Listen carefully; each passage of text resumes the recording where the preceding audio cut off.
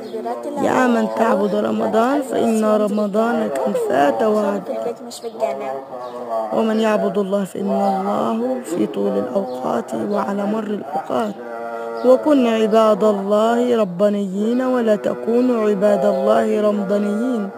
فكن عبدا ربانيا ولا تكن عبدا رمضانيا. فإذا كنت تصلي في رمضان فقط وتصوم في رمضان فقط وتخرج الزكاة في رمضان فقط فالله في كل الأوقات. وشهر رمضان شهر تراحم ورحمة فلا تنس نفسك ولا تنس أجرك فإن أجرك على الله.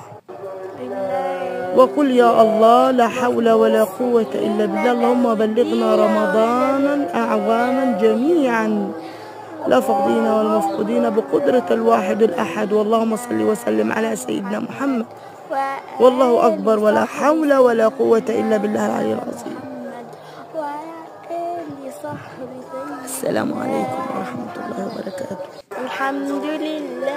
من يعبد الله فإن الله في كل الأوقات وليس في رمضان فقط.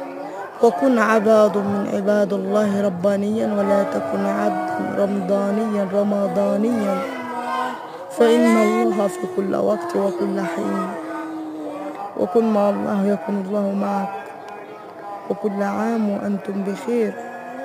تذكروا أن شهر رمضان شهر العبادات والصيام وشهر الأنس بالله.